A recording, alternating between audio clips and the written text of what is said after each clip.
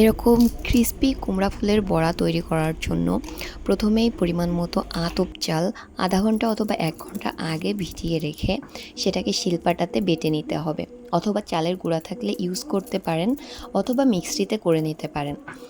এরপর সুন্দর স্বাদ আনার জন্য কাঁচা লঙ্কা বাটা, তারপর ধনিয়া গুঁড়া, জিরা গুঁড়া, সামান্য পরিমাণ হলুদ গুঁড়া আর লবণ দিয়ে সুন্দর একটা ব্যাটার তৈরি করে নিতে হবে।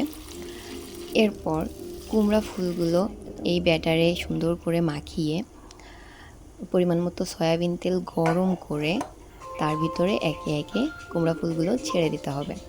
তারপর এপাশ ওপাশ সুন্দর করে মুচমুচে করে ভেজে নিতে হবে।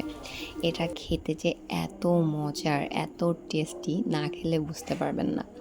শুকনা গুঁড়াও ইউজ করতে পারেন, অথবা আমি যেভাবে বললাম আতপ চালটা আগে ভিজিয়ে রেখে বেটে তারপরে ইউজ করতে পারেন। টেস্টটা মোটামুটি সেমই আসবে, খেতে কিন্তু অসাধারণ, না খেলে বুঝবেন না।